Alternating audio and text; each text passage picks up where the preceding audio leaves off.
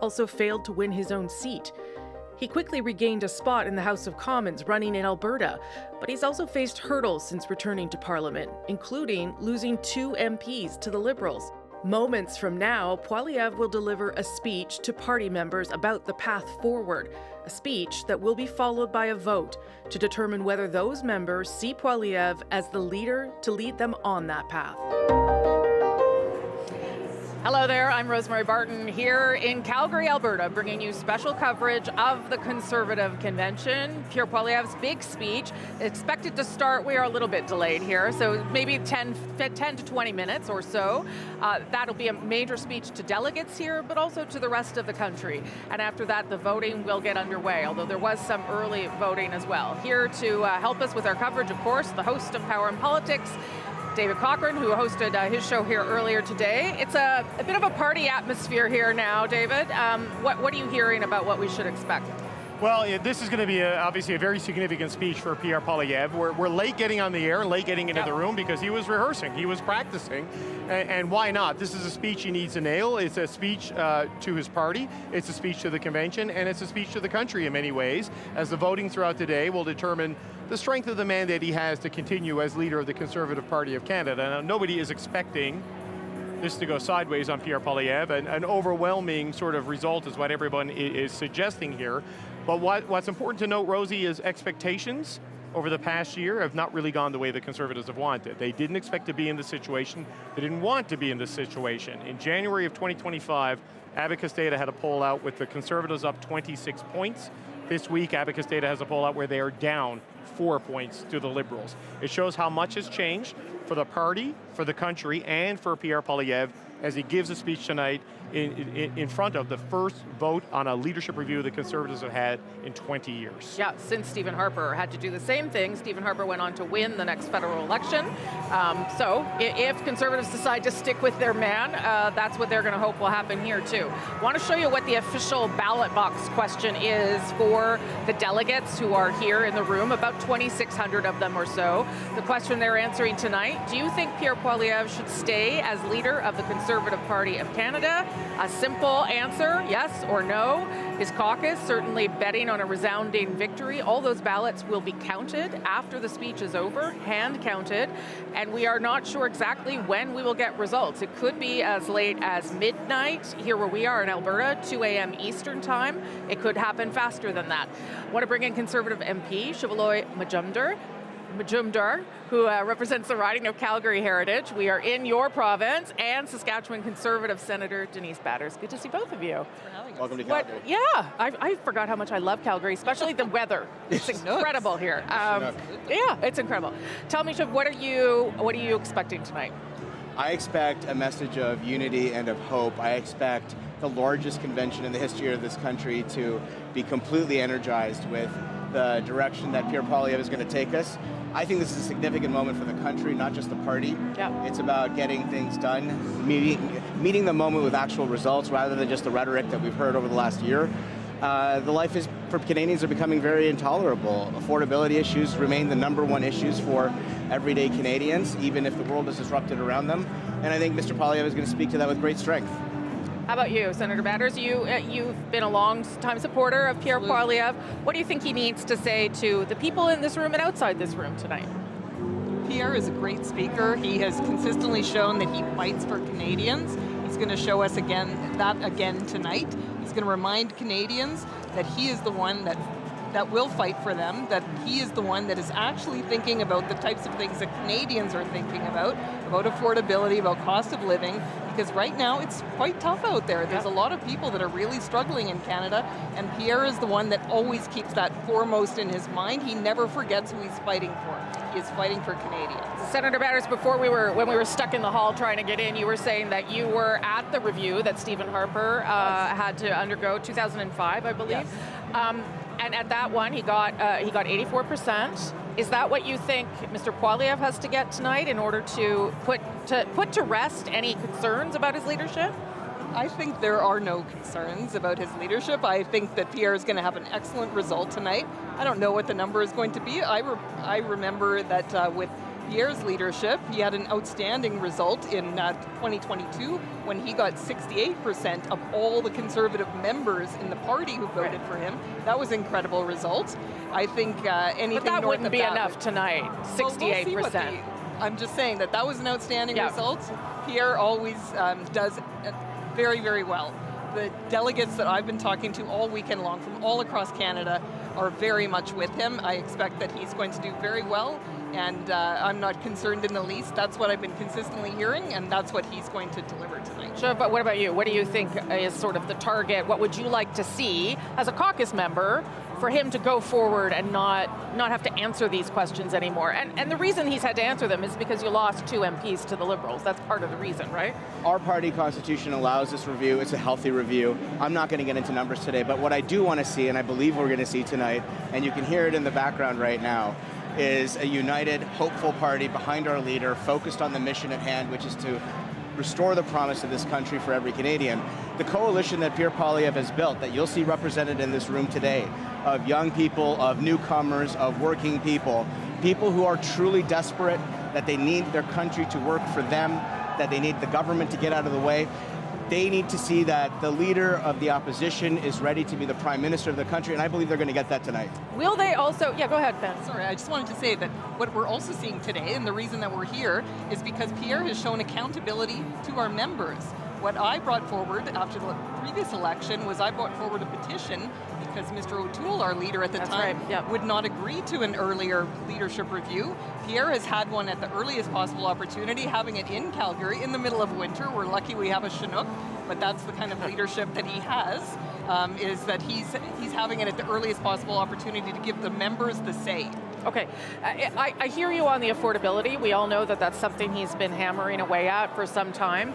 But there are other real concerns about Canada's sovereignty and strength in the world, and we've seen the Prime Minister try to claim that space. Should we expect him to say anything to help better position himself and the Conservative Party on that front tonight, do you think? Look, it's a moment in which we're not quite sure where the Prime Minister stands, and one day he believes Donald Trump is a transformational American leader, and another day he believes we're in Beijing's New World Order. At the same time, just as recently as 2 days ago, Mark Carney and his Liberals had an opportunity to vote for the Canadian Sovereignty Act that Conservatives and Pierre Poilievre proposed. It'd be an opportunity to transform our country with its natural resource export, get he's got his own policies he's putting forward to try to do some of those things. Pierre Poilievre's plate for quite some time now. We know he's not ashamed to do so. We want to encourage him along. Despite having the support of Conservatives for the last year, the Prime Minister has not proven a single result that is necessary to make the life of Canadians better and to build the strength and sovereignty we need in this age. Okay, Senator Batters, though, do you think that something needs to be said, that that the Conservative Party has room to take a position when it comes to what Donald Trump is doing in the world? As we have throughout the last year, and yes, including, and I'm glad she mentioned it, the Canadian Sovereignty Act, with some real tangible solutions to help improve Canada's place in the world and to make sure that we're not overly reliant on the US, but we're strengthening our own resources and our own country. And that's the type of things that we've been advocating for years, but really will come to the forefront, and I know Pierre will speak about exactly those types of issues tonight. Are either of you worried that there might be an election sooner than you would like? Well, let's take Mark Carney at his word and say there's not going to be an election this year, right? According to him, there's not going to be an election this year. Listen, I think the Prime Minister is going to make his own determinations. We're here focused on day-to-day affordability for Canadians, to litigate issues like bail reform and crime, to fix immigration, to get our resources to market. The country needs to be focused, and in this period we're offering all kinds of support for Canada to get it done, and we hope that the Prime Minister is going to focus on that job rather than play mischievous games in Parliament and gaslight Conservatives with his ministers. I hope that this is an opportunity in the new year to actually do something productive for the country. Okay, Senator Batters, thank you both very much. Thank you very much for having us. Enjoy. I know it is a party for you guys. This is your team, so you're good to see you both. Thank you very much for having us. Okay, I'm going to bring in Catherine Cullen. She's the host of the CBC Radio and podcast, The House. She is also in the room. Catherine, tell me what you're hearing about what we can expect in the speech and what the outcome might be later tonight.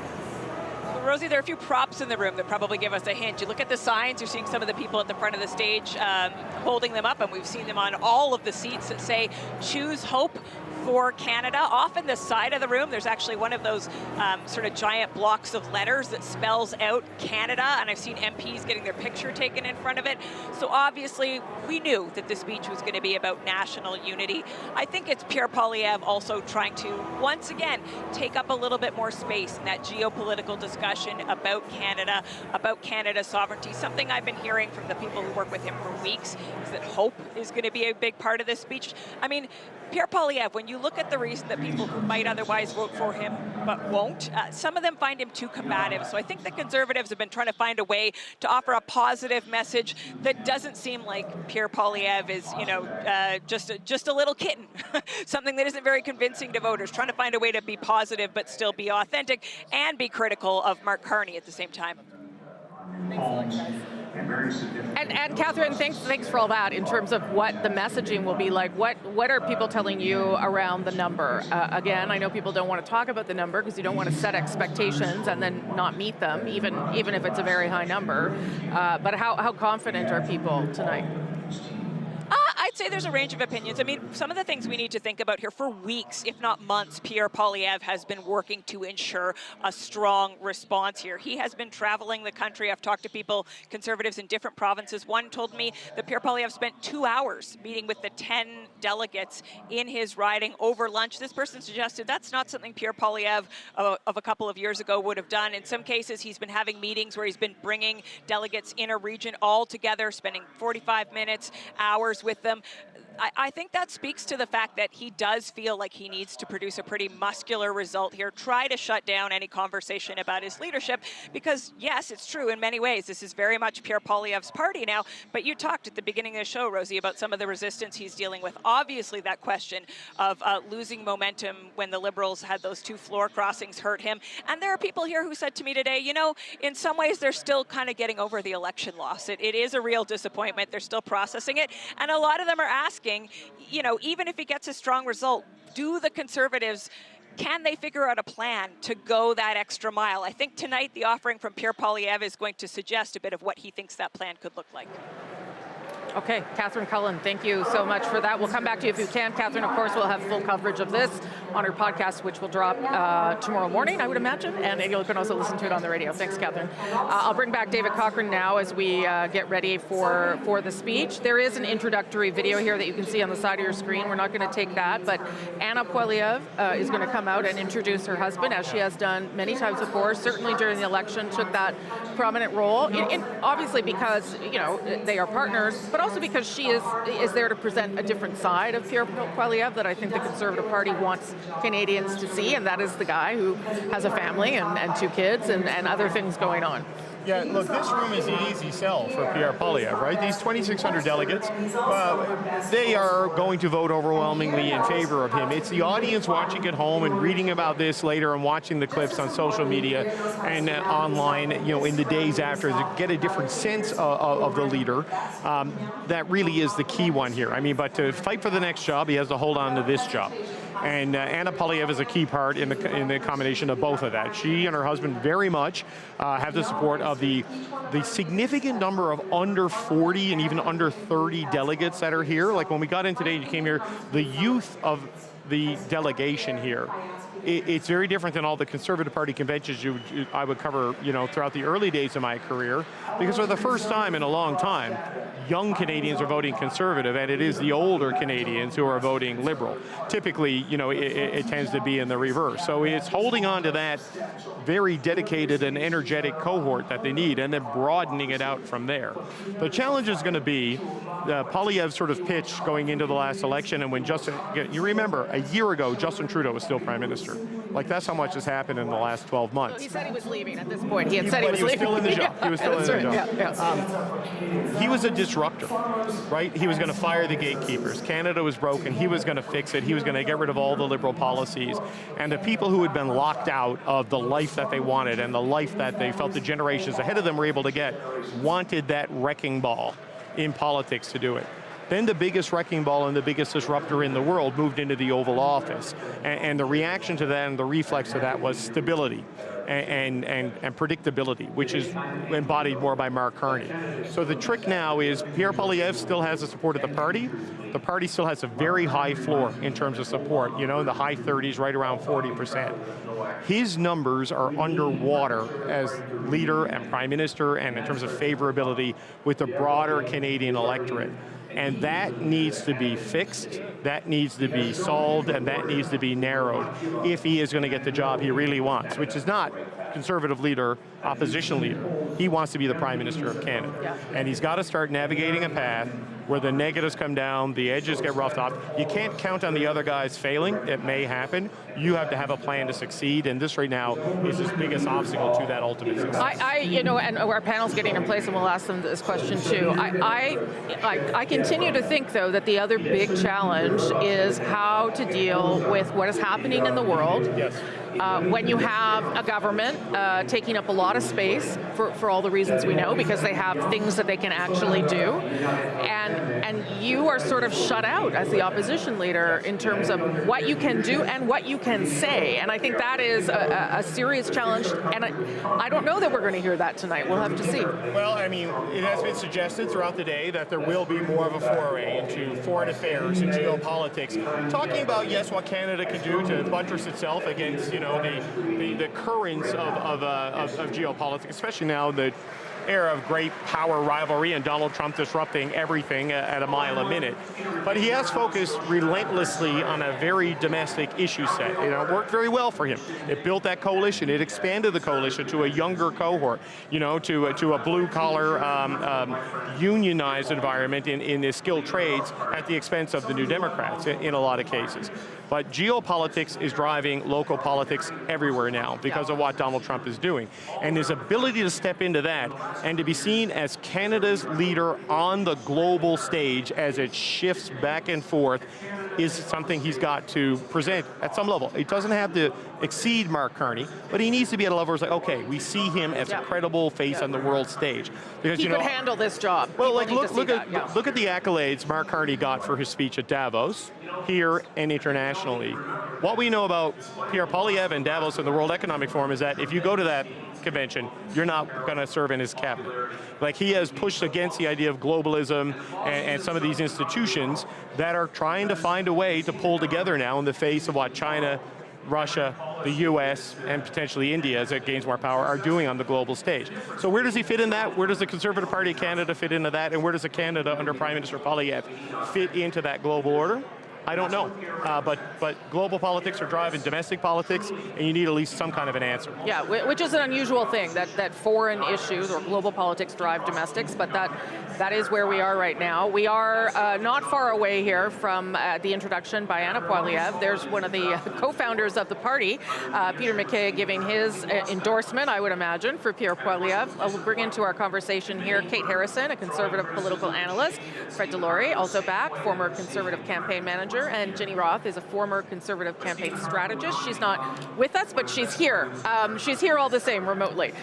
Good to see everyone. You too. I'll cut you off if things get going, obviously, but and David's part of this conversation. So, but maybe pick up where we left off there around the fact that we're facing so much as a country, and it is hard to find room as the leader of the official opposition. Do you need to find room?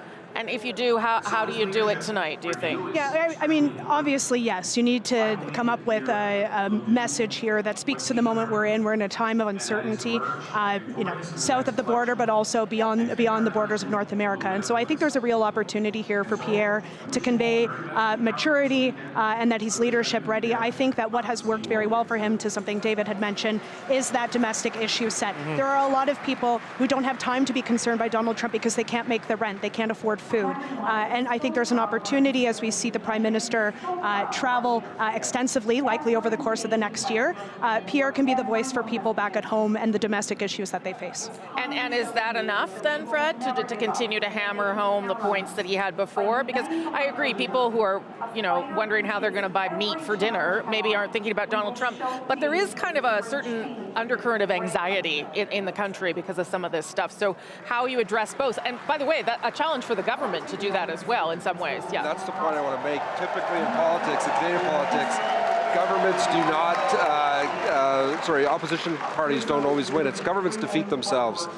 The noise threw me off on that. That's the Premier of Alberta getting big cheers in her province. The governments defeat themselves, and I think what Carney has right now is high expectations.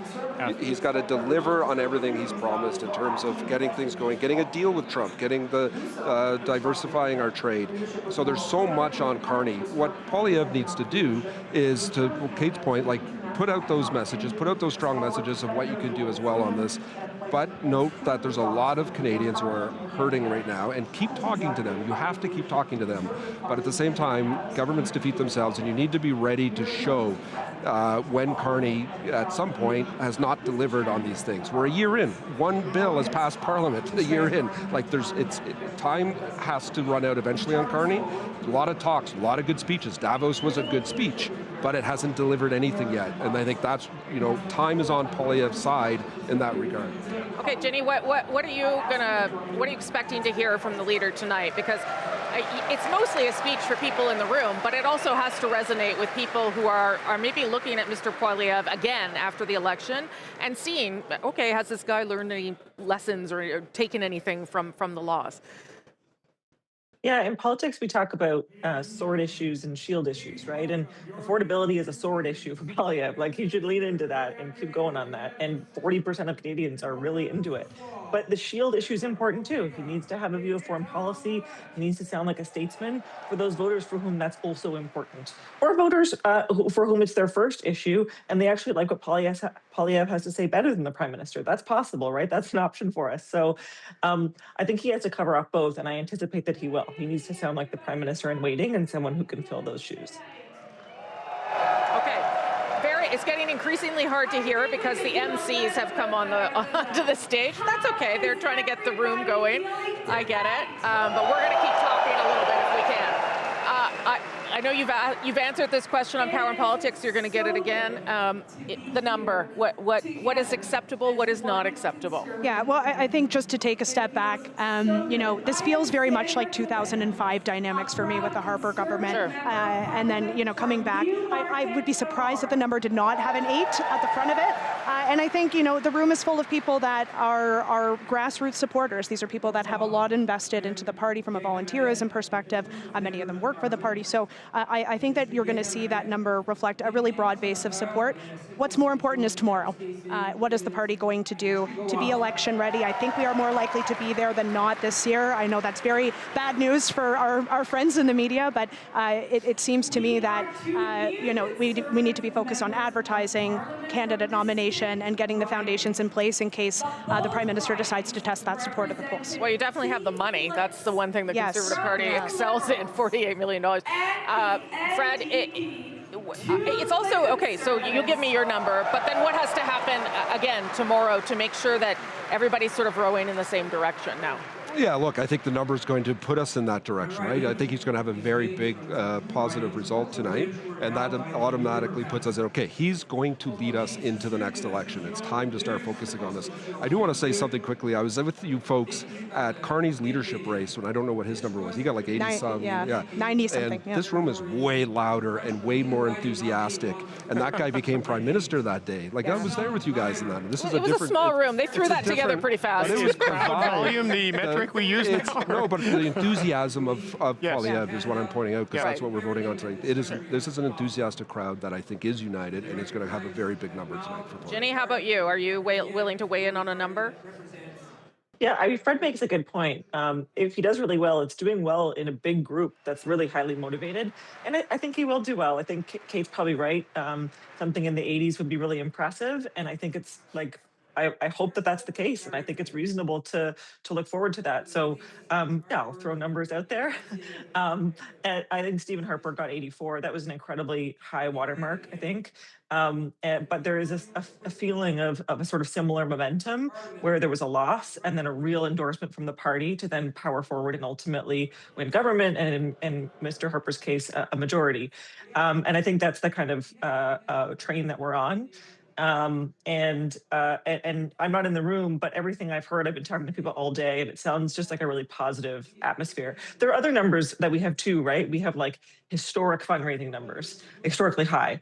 I think the actual number of delegates in the room or people present in the room is historically high for a convention. These are data points that speak to a really positive, excited party. And a lot of people behind the leader. I just don't. It sounds like there's not a lot of talk about anyone who's really questioning that he's the best person to lead the party into the next election. Yeah, I mean, those are all good numbers. There's other numbers too, polling numbers that would give people pause. I don't think it's going to give people in this room pause, but there are still people inside the Conservative caucus, frankly, and in the movement who are not happy with where some of the numbers are.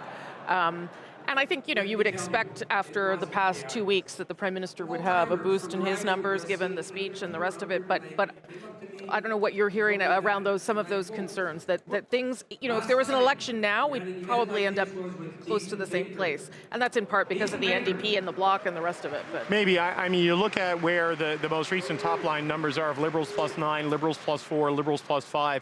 You are looking at pretty solid majority level numbers right now, but we're not in an election right now, so point that out. But on the number here tonight, help me understand this. If, 41% of the vote in the last election, growing the seats, $48 million fundraised, everyone recognizes the value, and we keep hearing why that everyone's behind them. Why aren't we expecting 90? Why aren't we expecting 93? Because there's not a lot of Quebec delegates here. There's not a lot of Atlantic Canadian delegates here. The Ontario Conservatives, not all of them, Kate, as you are an Ontario Conservative. Doug Ford is having his convention, so a lot of people are there. The makeup of this convention is a very, very, very overwhelmingly Pierre Poilievre crowd. Why shouldn't we be expecting 90, 94, 95 tonight? Yeah, we may well get there, right? We will find out very soon. I think it's fair to say that the results from the spring were disappointing for a lot of Conservatives. Is that going to manifest in the leadership vote? Will it manifest in another way, perhaps at a more local level with local nominations, particularly as rules change? I think that might be a little bit more likely. What I have observed so far from walking the halls and talking to people has been a real recognition that Poilievre is the right voice for the party in this moment. We did have very big gains in the last election that need to continue to be built upon. Yeah. And so I really do sense that there is quite a bit of enthusiasm there to continue, and we'll see what that number is. Because I asked this question, Fred, because he has been working hard to ensure a good possible outcome, like you would, like any political leader would. There is no organized opposition against him. The party is clearly with him. And I know 80, okay, the media is great, but I fully came here expecting a number that starts with a 9 rather than a number that starts with an 8. It just seems that's where he is. Look, I've made the joke a number of times, and I'll make it one last time. I think he'll get low triple digits tonight. I think that's where he is. There is a lot of support here for him. But look, where the number comes out at, folks like me, like I've been critical of Poilievre over the last number of years at times, right? I've given my opinions on this. I believe the leadership of our party is stronger when, we learn from our mistakes. We learn from when we lose elections as well. Harper lost in 2004 and learned from that and was able to get into the next election and won it. Right. And I think I supported, I said Andrew Scheer should have got a second chance. I obviously thought Aaron O'Toole should have got a second chance. I think it would be a mistake if we didn't give Poilievre the second chance. Yeah. His team, himself, the ability to go out there to learn from the last election, because that is a ringer when you go through those 36 days. It is intense. You never know what it's like until you are in the middle of it, no matter how much you're around in politics, until you are in the middle of it. Because in the next election, should Mr. Poilievre win tonight, as we fully expect, he would be looking to do something that has only happened twice before, right? The opposition leader who loses an election and then becomes prime minister. Wilfrid Laurier in 1896, Stephen Harper in 2006. Two of our greatest prime ministers. Right. So and on the other side of it, the Liberals will be looking for their 5th straight win. Yep. That's hard. Yeah. The 5th's your hardest. That is just, even with a leadership change, that's the challenge. And that's the thing, we're looking at the polling, we're talking about Carney and Poilievre's numbers, we keep talking about that. The Liberal brand is not good right now. There is a problem with that brand that's lifting. That is what's keeping it up. But, Carney... But you could say the opposite with you guys, right? It is, but if Carney can fall, if he doesn't deliver over the next year or the next number of months, that his brand it's built up on his resume. People do not know who Mark Carney is. They know what his resume is. That's why they trusted him. That's why they voted for him. He's got to deliver. And if he doesn't... I just add, we're hitting a tipping point. There was obviously really disturbing news out of Oshawa today around the GM layoffs. Stellantis is moving on. We're seeing companies leave Canada. Canada, at some point speeches are not going to cut it. And there's going to be, I think, room for Poilievre in particular to speak to those people that are impacted by not getting back to the table, to have a conversation with the United States and try and seek a resolution on tariffs. Ginny, do you want in there? Sure, yeah. I mean, first of all, David, are you that dad that a kid comes home with 87% and you say, where's the other 13? It's very demanding at his house, Ginny. It's very tough at his house. Clearly. You see the standards your crowd holds me to, Jim. I would just say, like, as to the Conservative Party and getting a number and how high it has to be, don't forget the nature of the party. Like, this is a party that is a very broad coalition of all different kinds of traditions. You know, like Fred can speak to the Atlantic Canadian Toryism. We have Western people who are feeling alienated. We have social conservatives. We have all different kinds of conservatives, which, you know, you can see in Scheer's leadership election and O'Toole's leadership election. These guys won on like the 5th, 6th, 7th ballot, which was a triumph. And you know, given all those various factions, Poilievre's leadership win, as people will recall, was much more definitive. And I think he has a unique ability to speak to the full breadth of that coalition. It's sometimes you don't hear it come through in Ottawa circles because I think a lot of our elite voices reflect a narrow band of the party. And so when they sound critical, I think we assume that sort of translates throughout the rest of the membership. But I just, as to why there might be people here today who might vote against Poilievre, it's because that coalition is so big, and that coalition has been maintained in the context of keeping the People's Party or any other right-wing alternative totally under wraps, which I think is like an understated strategic imperative that we just talk about way too little. Yeah. I will say, just as you're talking to Ginny, we did get confirmation of another number here. It's over 2,700 delegates, so that is a big turnout. I believe there was one Harper convention where it was slightly bigger, but it's certainly in the realm of a historic or record number. And listen, I've been walking in the halls too. A lot of people here for the first time, came all this way, wanted to be part of it. So I will either give credit to the people who organized it all and made sure there would be people showing up to support Pierre Poilievre, or I will give credit to the leader for being able to still have a certain level of excitement here. I'm just going to wait here. Okay, I think it's another video, so we won't watch this either because we want real live people talking. I'll bring in Catherine Cullen. She's there now. Catherine, I know you've been here since yesterday. Has anything impressed upon you in terms of what the delegates have told you, the things people are saying in the hall about how they're feeling? And are still overlooked for too long. Going on. There are all of these younger delegates who are here for the first time, and it's really striking. You talk to the various MPs and they say, you know, all these new faces, and these are some of the people that Pierre Poilievre brought to the party. I think, again, it speaks to some of the legwork that was done to ensure that it was Poilievre enthusiasts who showed up for the vote. And then there's the older crowd who have been to more than a few of these. And for those folks, I think, you know, everybody is very happy to see each other. Political conventions are across political stripes. There's a sense of a reunion, but one Conservative did say to me, it's positive. I don't know if it's joyful. I think that they are aware of the challenge that they still face. Some of them wonder if there's going to be any contrition from Pierre Poilievre for certain strategic choices that they don't necessarily approve of from the last election. But more than anything, they do want to look forward. Many of them are concerned about the possibility of an imminent election. We interviewed Steve Outhouse, the Conservative campaign manager.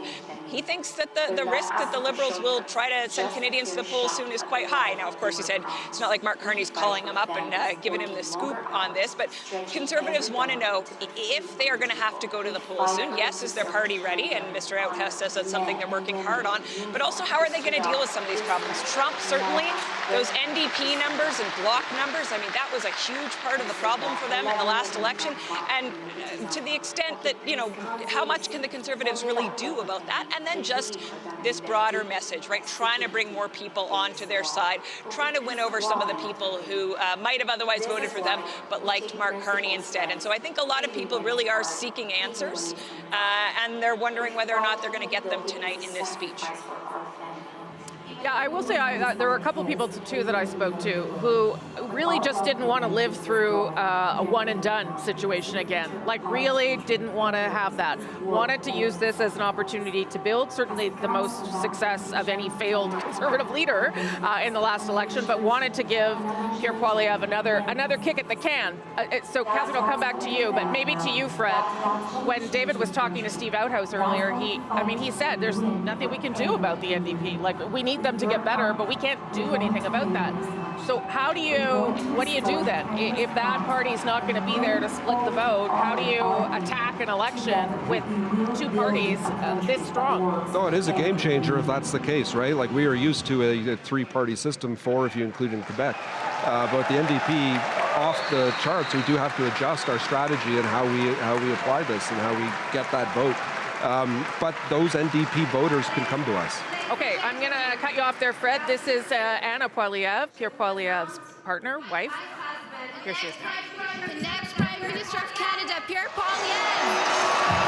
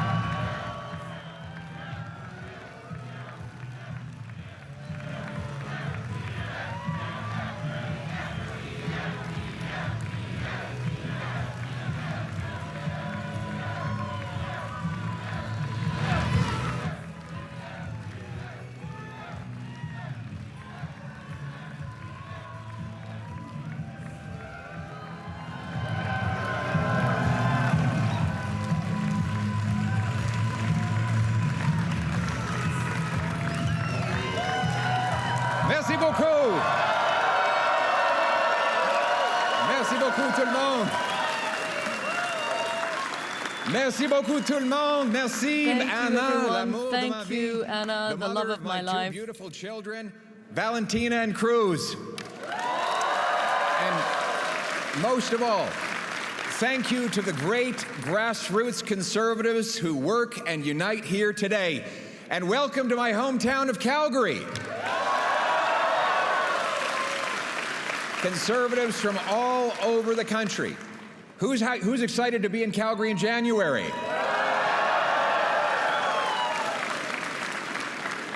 We're tough, we can take it. A little bit of regional advice for our Atlantic friends. Try the steak, not the seafood. For those of you from the Eastern Prairies, sorry to block your view with the mountains. To our friends in Toronto, enjoy your time outside of the center of the universe. I love seeing so many Conservatives in one place, but it must freak the Liberals out enough to invoke the Emergencies Act.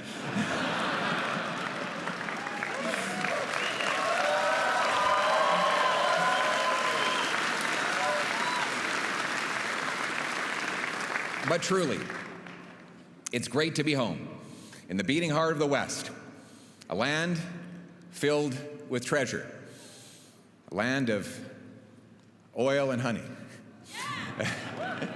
The place that taught me my great values, opportunity as big as the sky, where a handshake and a word is a man's bond, and where a hard day's work is its own sermon. My parents taught me the value of a dollar here in Calgary. My mother could sure stretch one. She's here over there. And she could stretch a dollar, that's for sure. My mother was one of those people who would literally drive clear across town to use one of those coupons to save half price on breakfast. And my dad would have me up at 5 in the morning to deliver newspapers. We weren't rich, but life was good. That was the deal. Work hard, start anywhere, get anywhere. That's what the country promised us all. A hopeful life, a safe home, a full table, a family you love, a flag that united. That's the country that we love.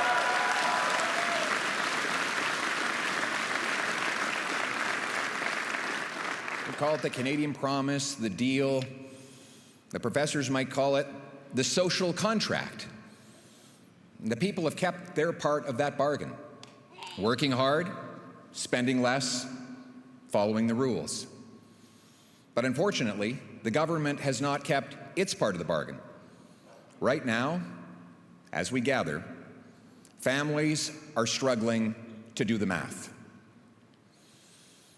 Young people are wondering if they'll ever have a job or a home. Worried parents are sitting at kitchen tables with empty fridges and empty bank accounts, and seniors worry that their savings might not last as long as their days. This Liberal government doesn't just leave people behind, it prices and shuts out youth from homes, workers from jobs, and families from groceries. Simply put, Canadians cannot afford life under the Liberal government.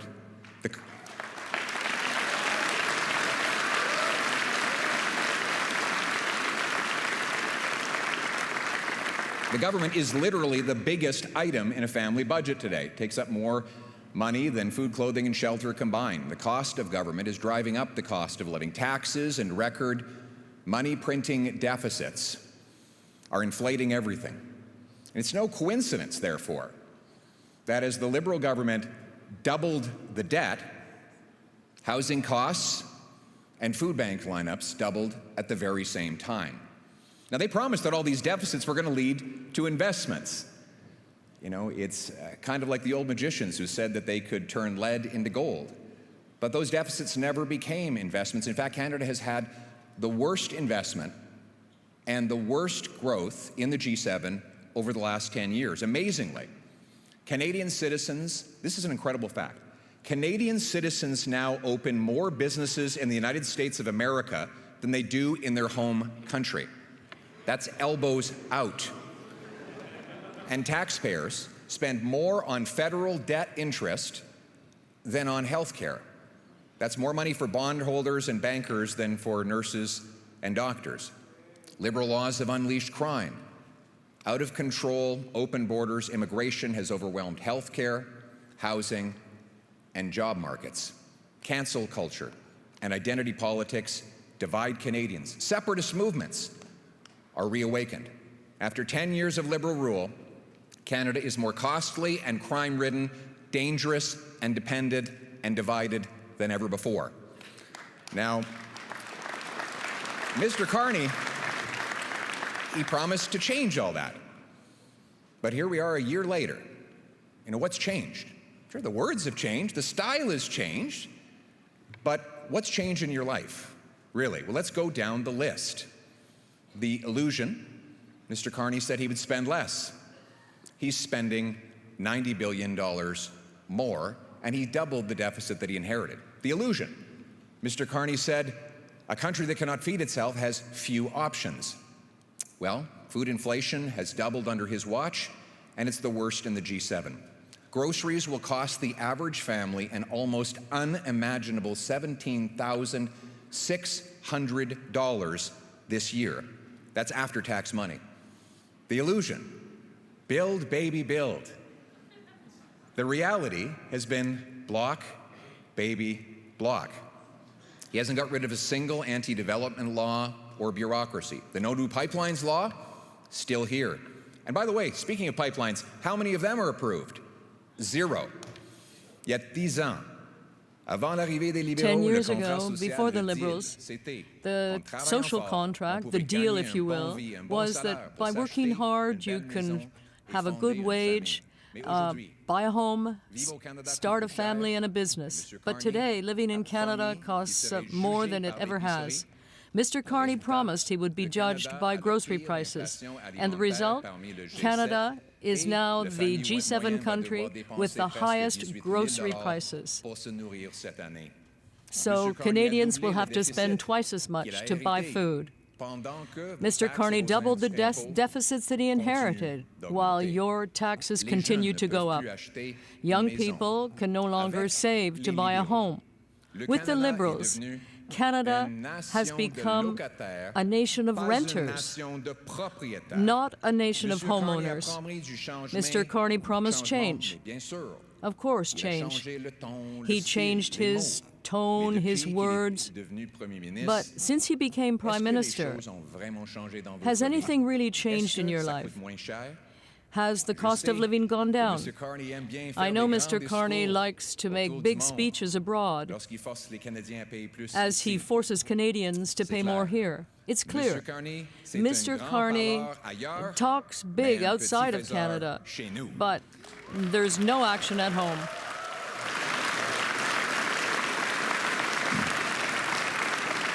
So I got a funny paradox for you. I got a bit of a funny paradox for you. He imposes taxes and red tape on home building, resource development, and businesses. Then he creates new bureaucracies to subsidize home building, resource development, and businesses. He taxes food production, and then he creates new programs for food subsidies. In every case, he blocks and taxes a thing, and then subsidizes that same thing. As President Reagan says, if a Liberal sees something that moves, he taxes it. If it keeps moving, he regulates it. And when it stops moving, he subsidizes it. But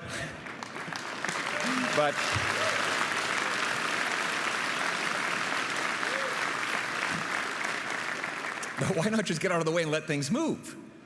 Well, because then there'd be no role for him. No photo op, no power. If everyone could just get up and do great things without him, he would be less relevant. The government would be less important. This way, you have to give him your money and then come ask for some of it back. And he can claim that he's building the thing that he's blocking. The cost of the benefit is seen in the form of his photo ops and political power, but the cost is paid by the homeowner who can't build a home, the carpenter who never gets a job building it, and the family that never gets to move in, or the entrepreneur who never launches the business, or the senior who, because of all these extra costs, has to choose between eating and heating. These costs are so often unseen, and even more often, so too are the people paying them.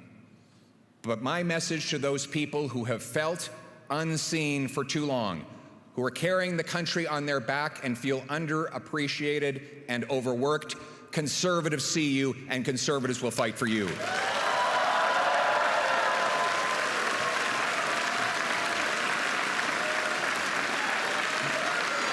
you. Thank you.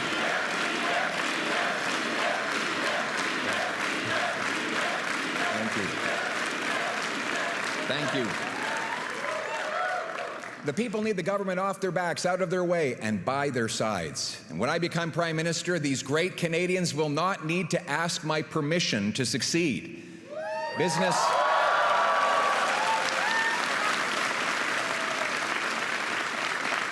Business will get ahead by having the best product, not the best lobbyist, by pleasing customers, not pleasing politicians. I love you too. Thank you.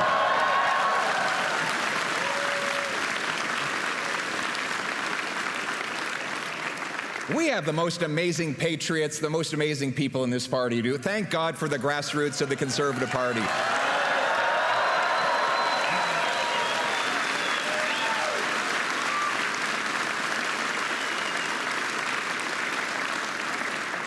And the great people of our country. As I go around and I meet the people of this country, and I spend half my time doing that and half my time on Parliament Hill, it's become very clear to me that the common people, not the ordinary people, the extraordinary people, they have all the wisdom and the virtue to make their own decisions and run their own lives. They don't need to be bossed around by government.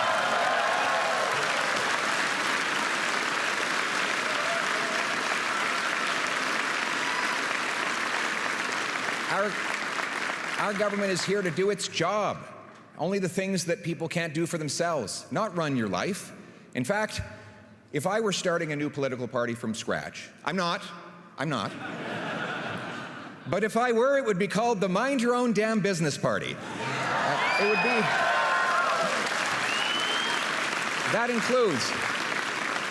That includes respecting the constitutional jurisdiction of our provinces and getting the federal government to butt out of the affairs of Albertans and Quebecers and other Canadians, to make room, to have a smaller government that makes room for the dignity of work and the soft, strong bonds of family.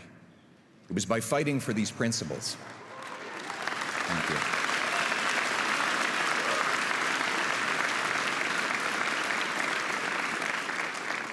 It was by fighting for these principles and giving hope to the common people that we won the most votes in our party's history, 2.5 million more votes and 25 more seats, often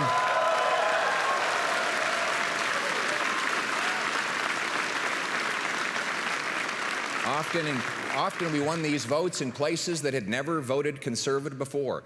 And now it is clear, Conservatives are the party of workers, including union workers, small business owners, and young people.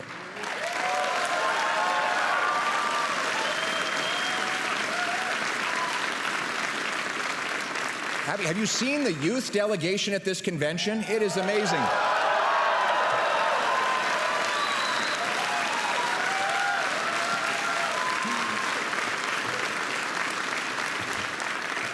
In the past, when I was growing up, we would go to a Conservative convention and you'd look out at the crowd and it would be the Great White North, white hair everywhere. And we love the people with white hair, the wisdom that they share with all of us, but we also need a party that's infused with young people. And on that front, we are the youngest party and the oldest party. In fact, Elections Canada holds a mock vote in the high schools on Election Day, and this year, Conservatives won. We came in first.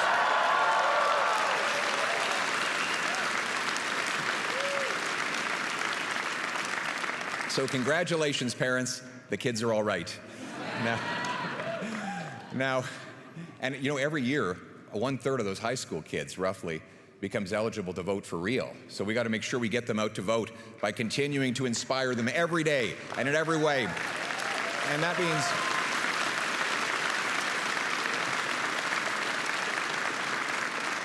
now, obviously, elections teach us lessons, like, for example, the need to hold earlier and open nominations, to have more local autonomy, to empower our local riding associations, who are the backbone of our organization. And for that, I want to thank all of you in this room who have provided such valuable input in the lead up to and throughout this convention. You are the ones whose ears and whose feet are on the ground and have the best intelligence to bring us.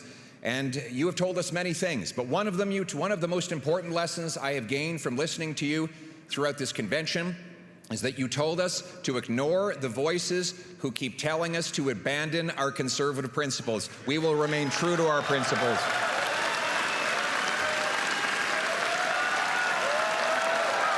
Absolutely. Thank you. Thank you.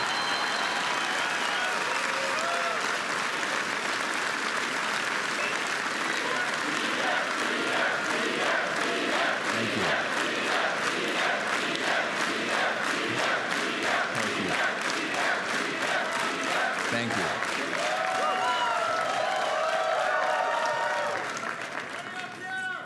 Thank you very much. On the issue of the principles that we hold, we won the debate in the last election on every single one of the big issues. On carbon taxes, inflation, housing, resources, crime, drugs, and soon we will be proven right once again on the wasteful and insane liberal gun grab.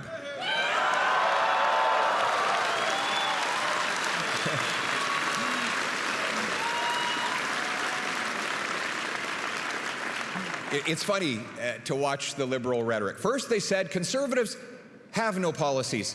It's just slogans. Then they said conservative policies are very scary. And then they said, we agree with all the conservative policies. The best part of being conservatives is that eventually everyone admits that we were right all along.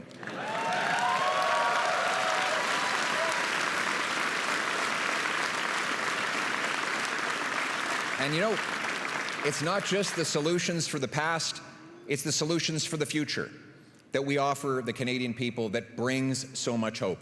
Policies like an affordable government for an affordable life. You see, stronger take-home pay requires lower taxes. A strong dollar that buys more requires we end inflationary deficits. Both require we cut spending on bureaucracy, consultants, corporate welfare, foreign aid, and handouts to phony refugees. And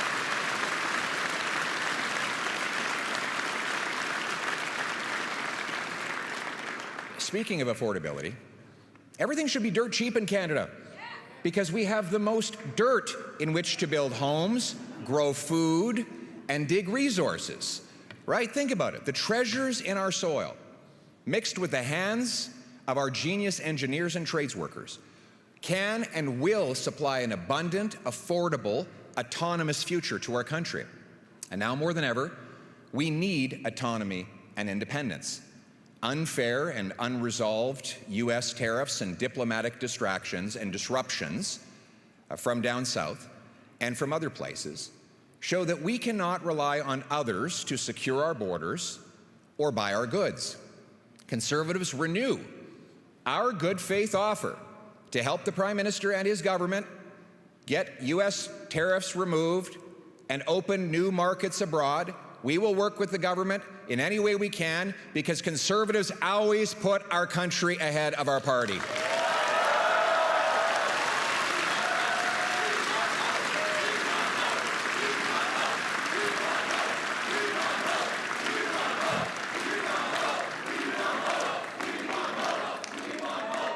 In this dangerous and uncertain world, Canadians must stand united so we can stand on our own 2 feet.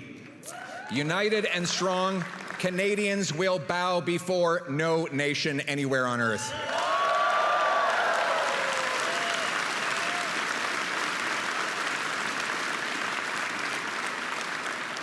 Canada must make new friends, honor our alliances, and do our part.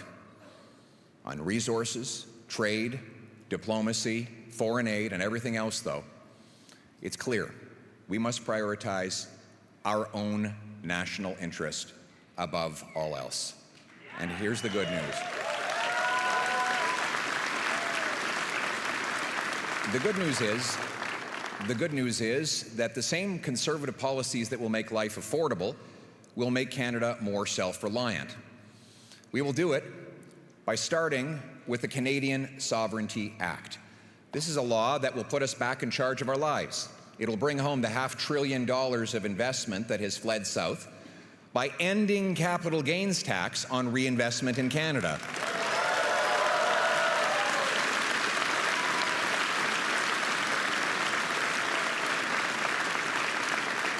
That'll be like economic rocket fuel for startups, high tech, and major job-creating projects.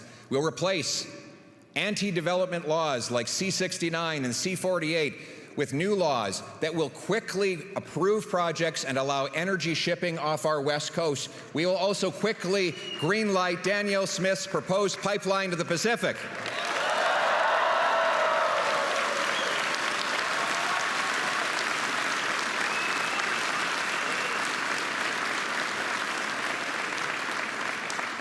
Let me just put this into context. That pipeline would move 1 million barrels a day and $30 billion a year. That would be the single biggest increase to overseas exports in Canadian history. And for context, the Liberals now say that they want this strategic partnership with China for a new world order. One pipeline to the Pacific would increase our exports more than all the products that we currently sell to China in a year. So I think that is a more accurate and pragmatic approach to diversifying our trade.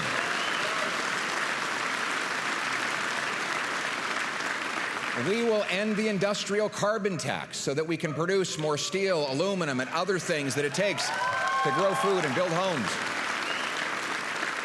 And speaking of that, you want to launch or relaunch the biggest tariff-proof industry in Canada? You know what it is? Home building.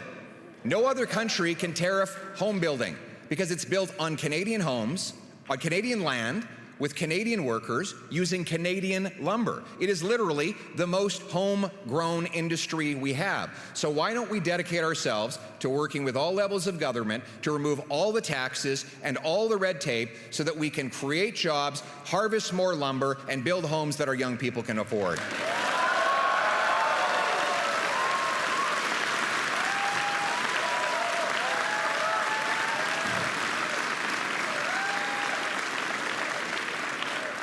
We'll create free trade bonuses for our provinces to open up markets to the rest of Canada. We'll bring incentives and rules to ensure that we keep our Canadian technologies in Canadian hands on Canadian soil. We'll move from the second slowest building permits in the developed world to the fastest building permits anywhere in the developed world. You know, people ask, it seems so complicated. How is it that we get things built? There's actually a very simple checklist that you need to build resource projects. 1, you need the resources. Check. 2, you need the workers. Check. We've got 100,000 unemployed construction workers available to start any day. 3rd, you need the investment. Check. We've got massive pension funds that are literally investing hundreds of billions of our savings in other countries where they can get things built. So the 4th thing is the only thing missing. It's the federal government permits. They are among the slowest in the world. We need to check mark this box so that we can get the federal government out of the way, get the permits so we can get shovels in ground, and that's what we will do.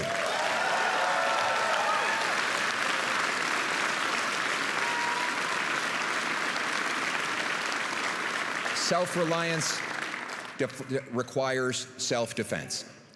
We must be a nation that protects our seas, skies, and soil without depending on the US or anyone else to do it for us.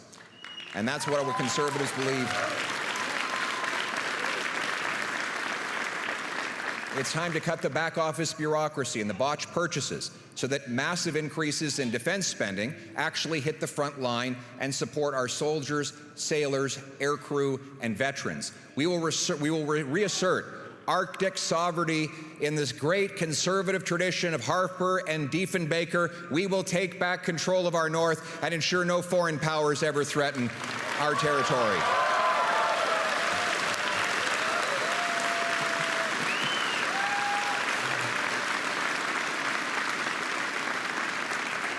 New bases in Iqaluit. You know, we have no bases in the north right now, in the Arctic north today.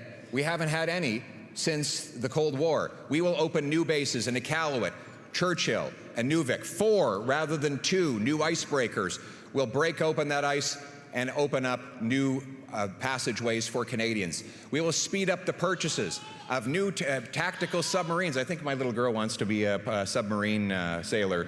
She's very excited by that idea. So I think she's tired of hearing Daddy's speech, though, so we lost her. We will speed up purchases of new submarines, tactical helicopters, satellite ground stations, over-the-top radar, and we will quickly add an arsenal of drones that will cover more territory at lower costs and less risk to Canadian life so that we are ready for the future of warfare.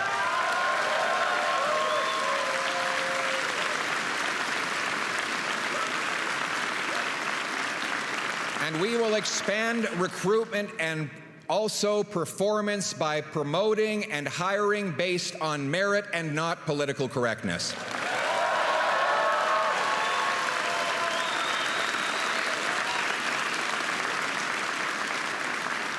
Our forces will be guided by a warrior culture, and our government will be dedicated to its first responsibility, which is to take care of our precious veterans. They fought for us, and we will always fight for them.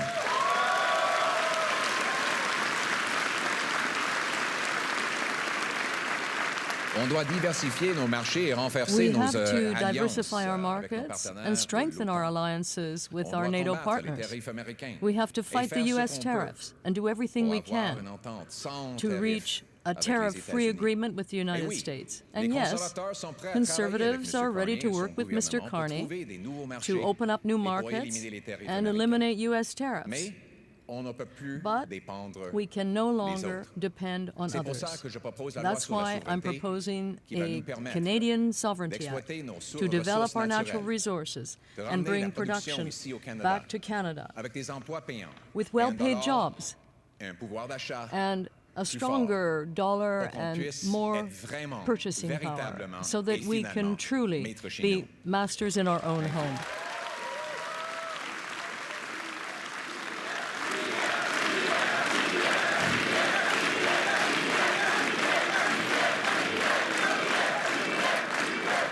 And we need to unite this country like never before, because a house divided cannot stand. You know, here we go again. Liberals are in power, and just as night follows day, separatist movements are in resurgence back in Quebec and here in Alberta. These movements, which had been dormant or even dead when Prime Minister Harper left office. Now, we can simply attack people who feel this way, or we can ask them why. Why in Alberta and Quebec? Why, particularly among young people in those provinces, have so many lost hope in Confederation? Well, here's a few hints. For the last 10 years, Ottawa has told our young people that our history is filled with shame and horror, that we are a post-national country with no core identity, and that our youth will never own homes. But other than that, they should feel great about being united in Canada. All the while, the federal government stomps on Alberta's energy sector and Quebec's jurisdiction. Now, our message to those youth and to all of the people in Alberta and Quebec who are losing hope in our country: you will again have a country that respects your autonomy, is proud of your industries, unites us around our common identity and history, a country that will afford you the hopeful future that you have earned.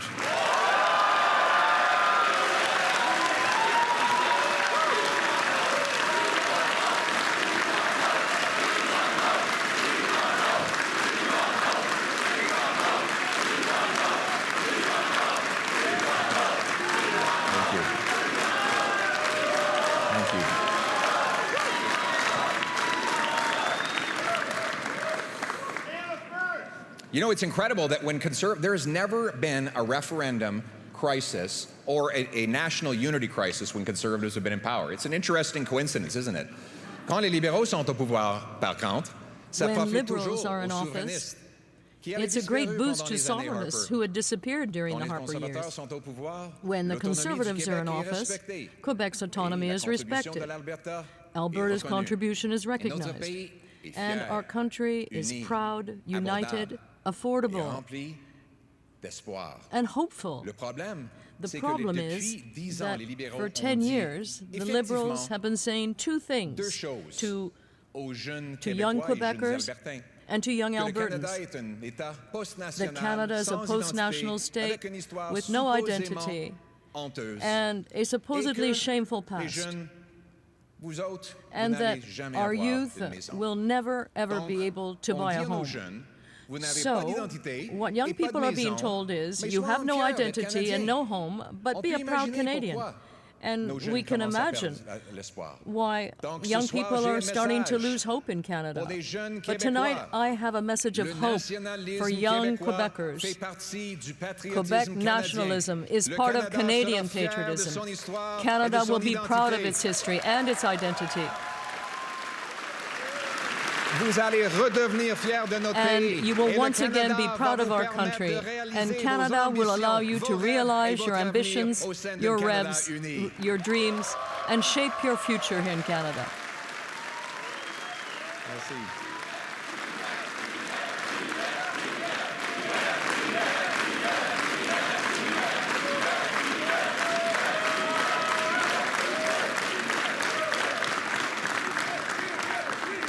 And we will celebrate. We will celebrate rather than tear down our heroes in history. Our museums and heritage programs will tell the unvarnished truth that Conservatives have known all along. This is the greatest country on earth precisely because of the goodness of those people who came here and sacrificed before us.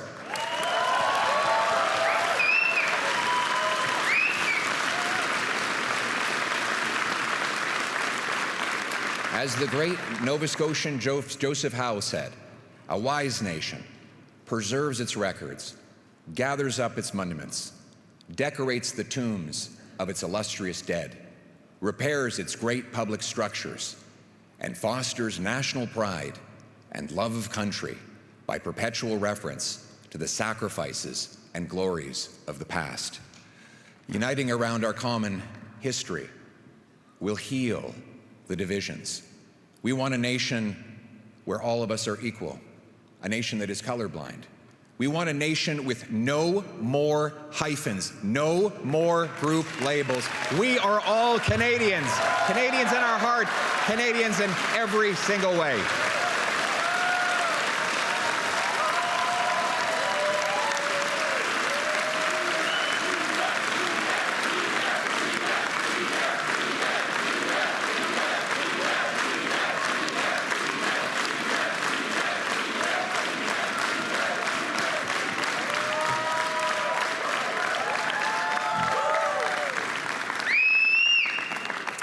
And immigration must serve our national interest as well.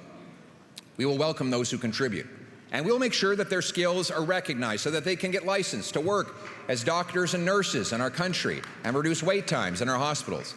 At the same time, we must cap immigration at numbers we can integrate into our jobs, housing, healthcare, and Canadian way of life.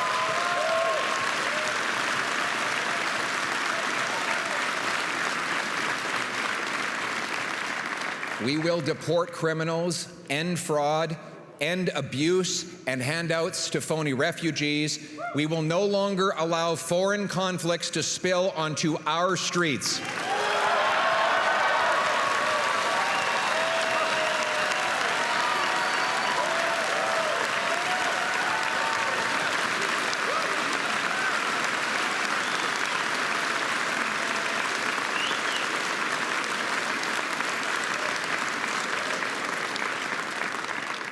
We must unite to end anti-Semitism and the attacks on our places of worship.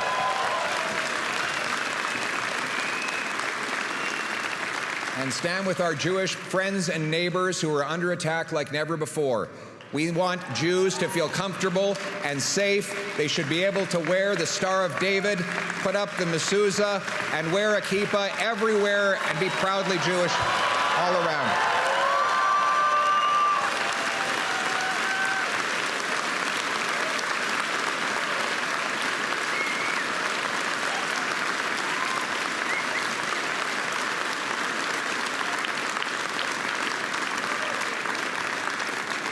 That's the story of Canada, isn't it?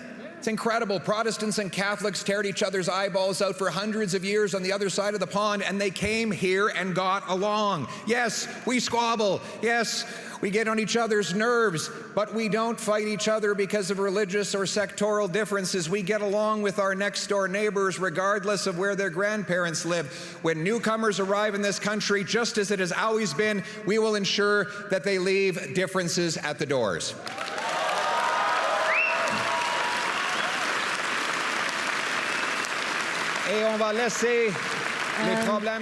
We will leave those problems from somewhere else at the door. At home.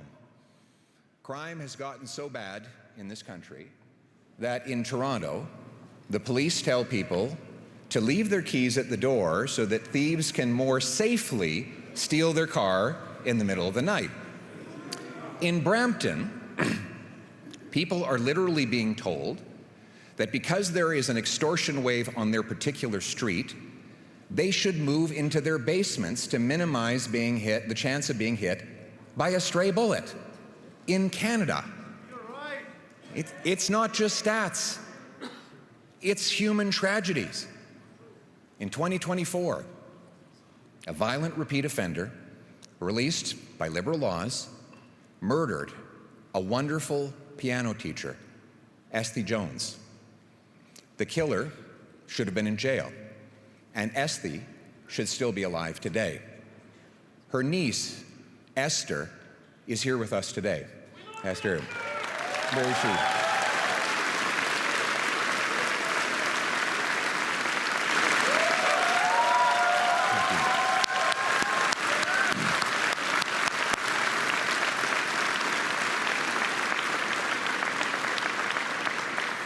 She decided to turn this terrible strategy into action, this terrible tragedy into real change.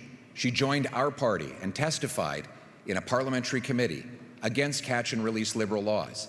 And together with her, together with you, Esther, we will work to pass laws requiring that anyone convicted of 3 serious offenses will have a minimum of 10 years in prison with no jail, parole, probation, or house arrest.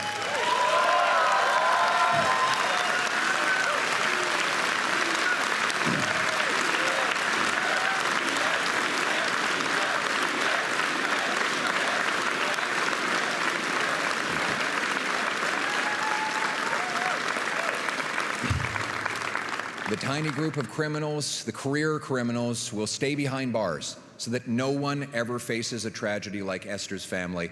And I can tell you, Esther, that your wonderful aunt will have an incredible legacy because her story will inspire us to take the action that will save so many other lives. Thank you, and God bless your beautiful family.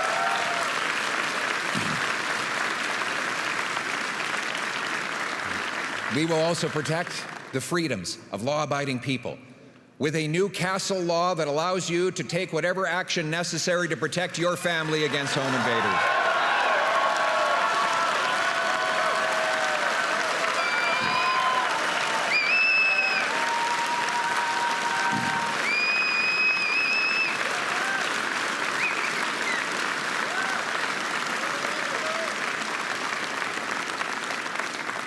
We will do so also by protecting the rights of law-abiding firearms owners, stopping the liberal gun grab,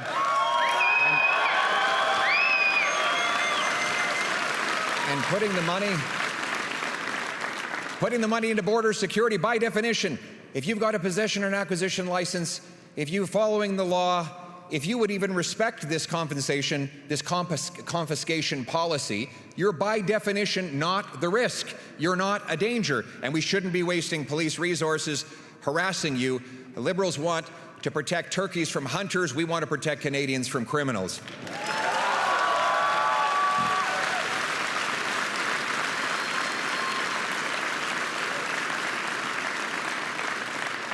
And we will protect your religious freedom. We will stop the Liberals from censoring politically incorrect Bible verses. You will have the ability to worship God in your own way.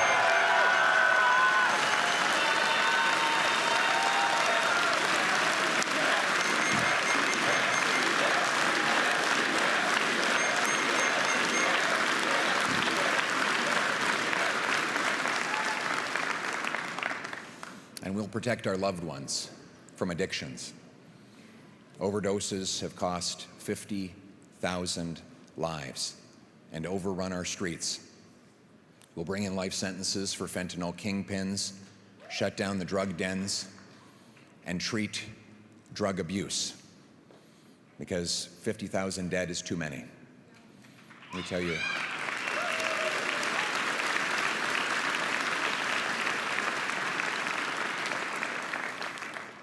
After years of intense struggle with drugs, Kirk was determined to take his life. While driving on the Sea to Sky Highway, he took off his seatbelt and he drove full speed into a rock wall. But God was not finished with him yet. Kirk survived. And he later said, at that moment, I decided I was going to change my life. Kirk entered recovery, counseling, group therapy, exercise, and yes, faith. It was hard, but it saved his life.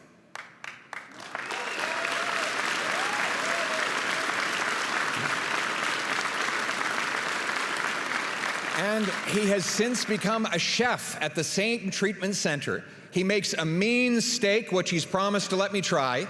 He's also the CEO of Probiotic Sodas and has 6 employees. He will soon be marrying his beautiful fiancée, and both of them are here with us tonight. Give them a big round of applause. Way to go, buddy. Way to go, man. We love you.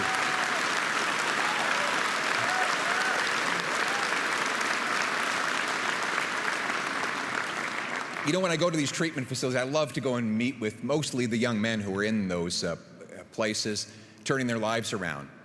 And I walk in and I say, I'm not here because you need me.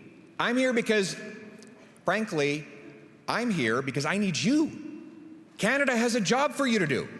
You need to get better and go out and pull the next guy off the street. And he's going to come in and get better, and he'll go back out and pull the next guy off the street. And we're going to keep doing that again and again till every last one of our brothers and sisters is back on their feet.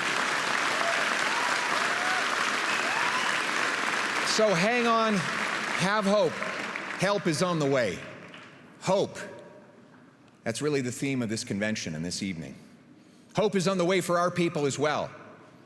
But hope is not just a comforting blanket. Hope is the knowledge that your work will fulfill your purpose, your why. He who has a why can bear any how, Viktor Frankl wrote in the great book, Man's Search for Meaning.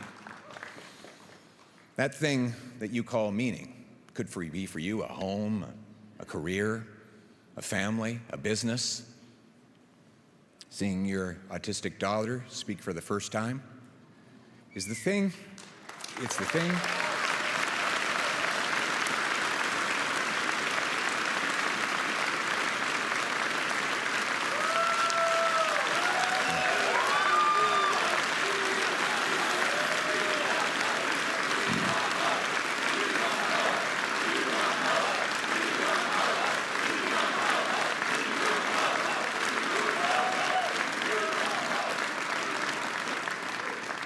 That meaning is the thing that keeps people fighting on through hardship.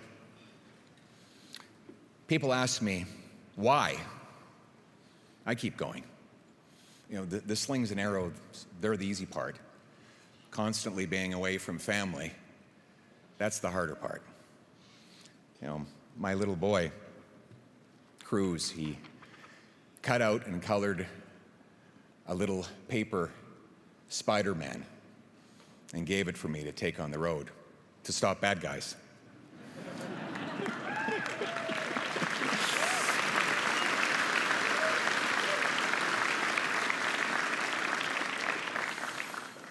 I look at it when I'm in the hotel room, sometimes late at night. It makes me smile.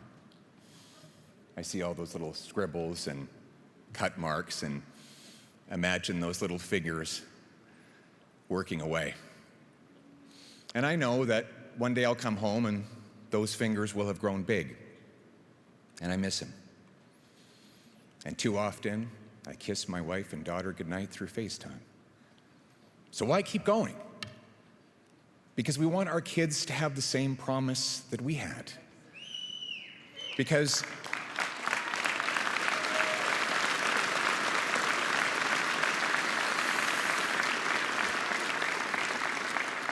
we want them to know that when you care about something, you work for it. When you believe in something, you fight for it.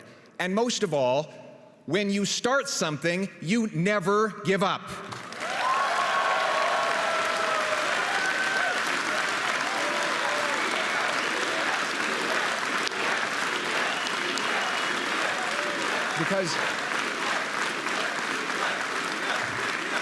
Because the unsung heroes who built and protect this country, who have it infinitely harder than I do, they never give up, so I have no right to give up. Because all of you who pound signs on frozen ground, knock doors on dark nights, and sacrifice warm family dinners for cold campaign pizza, you never give up, so I'll never give up.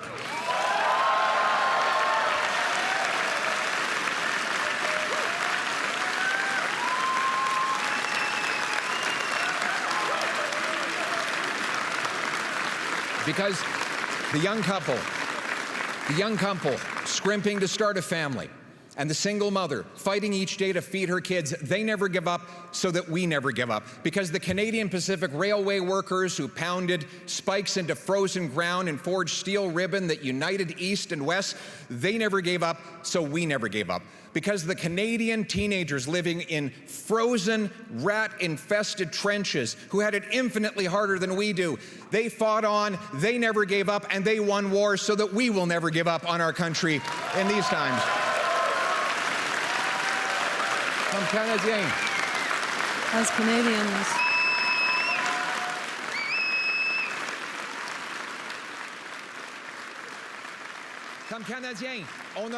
As Canadians, we don't give up because it's worth it to fight for our country, its people, and its promise. Our Canadians, only Canadians, could carve the world's best country out of a big, cold, vast land, because we never give up, we never back down, we never run away, we stand united, tonight, together, always, because this country, its people, and promise are worth fighting for, because while some say this is as good as it gets, we know the best is yet to come. Thank you very much.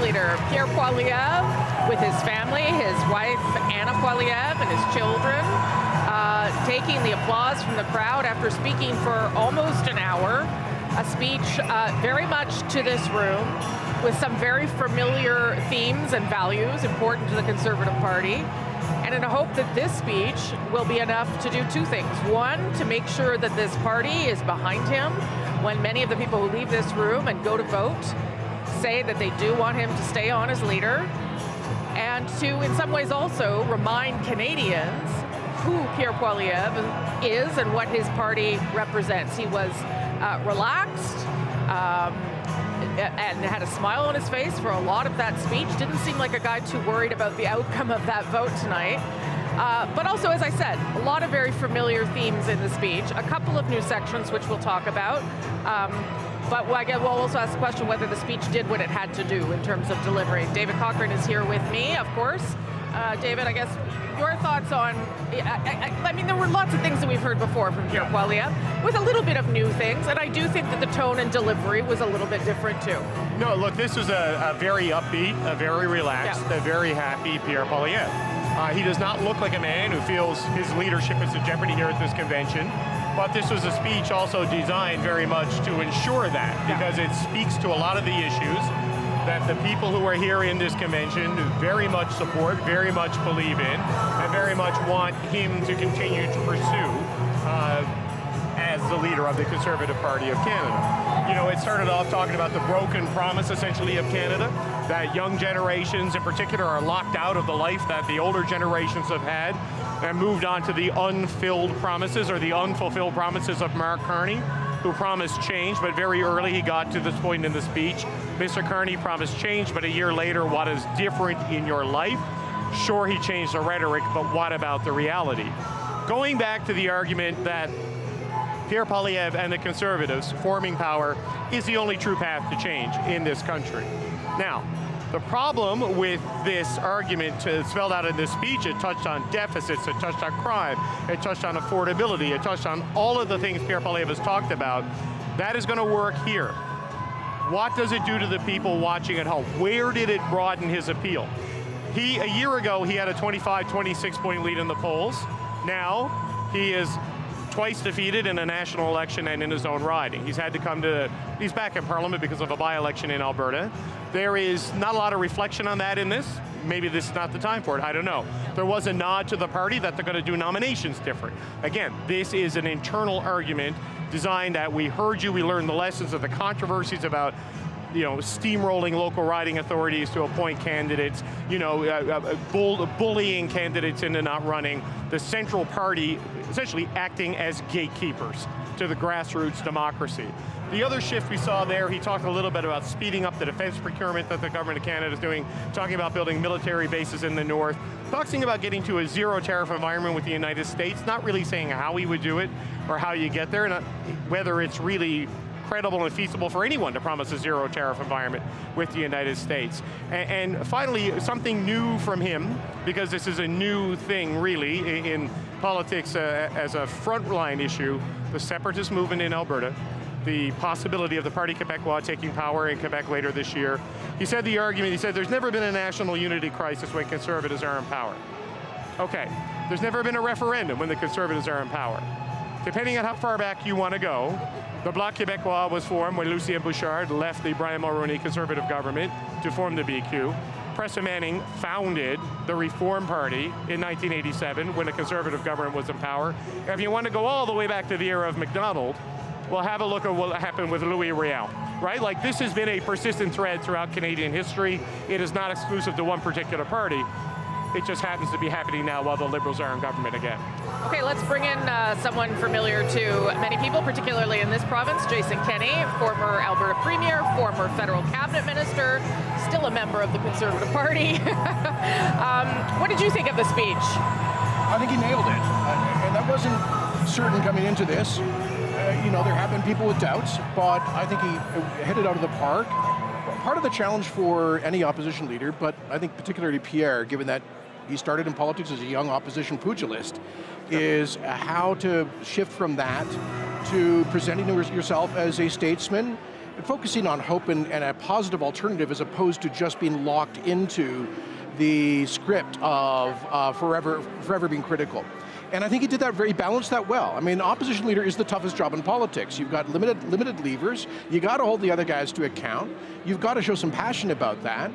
And that's been a problem. That's been a challenge for him. Sometimes he has come across as being angry.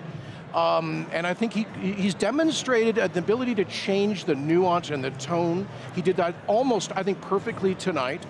I think the last section of the speech was, frankly, inspiring. The parts about Canadian identity. As I'll say old school Canadian nationalist, that got me on my feet. And I think the speech had a bit of a slow start, but he really ramped it up, which is how you do these things. These people are now going to go out to vote, and I think he owned this room. Okay, he owned the room. Did the speech need to do anything for the people watching at home? Did it need to speak to Canadians or not so much here? Look, this is, 8-9 months after the last election.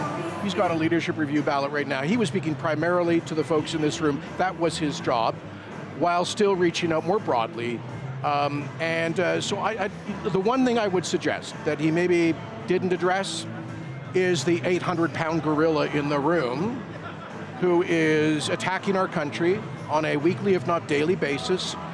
Is launched an economic war against us, has insulted our troops, threatened our sovereignty, and the one point of constructive criticism I would offer is you can't deal with the reality of the Trump threat by pretending it is not there. And I think there's a lot of Canadians, and I'm one of them, and I'm a card-carrying Conservative member who would like to see. I don't want them. It's not right for him to get obsessively focused on Trump on a daily basis. But in a major keynote address like this, to pretend that the president of the world's superpower attacking us weekly is not an issue, I think misses the moment to some extent. Well, he did offer we're going to renew our faith, a good faith offer to help the Prime Minister. We'll put our country above party. But no, he didn't. He wasn't specific. That's right. And a very strong patriotic message. But I don't think there is any downside to taking a couple of minutes in a speech like this, or more frequently, challenging some of the outrageous conduct of President Trump and his minions towards Canada, threatening our national unity, mocking our sovereignty, insulting the honor of our troops and our war dead. Pierre does that occasionally. There are some conservatives like me, and I think a lot of non-conservative Canadians, and this may be where he missed the moment in the last election. Does he? I think some people are asking, does he really believe that Trump constitutes a threat to this country? I do. I think Stephen Harper does, if you look at his comments. I think Pierre has addressed that implicitly. I think it would be better for him to do so explicitly as well. Well, Jason Kennedy, this is what I wonder about. Like, his laser focus on the domestic issues, the bread and butter, kitchen table stuff. I get that. Like, that matters to Canadians in their bones. But I've not seen a time when geopolitics has driven domestic politics since post 9/11, maybe the global financial crisis. America is changing so rapidly in a permanent, maybe irreversible way for a generation or two. They have had a real inability to speak to that, to speak to that challenge, to define it, to confront it, name it, and offer a remedy to it.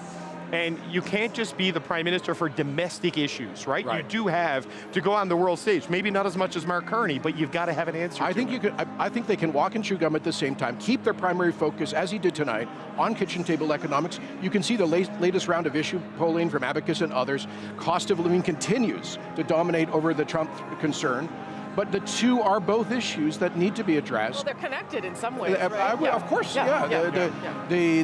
sectoral tariffs, the instability, what's that? That's, where his message, I think, is most compelling is that, and I think this can be a core conservative resonant message in the future, is that the Prime Minister, for all of his talk about deep revolutionary economic reforms, has not delivered on the lofty rhetoric or the high expectations. I think it is Pierre's job to hold them to account for that, continuing to maintain some of the Trudeau-era policies that have led to stagnant growth, stagnant productivity, competitiveness, declining per capita GDP, and Pierre translates those issues very well into a kind of kitchen table vernacular.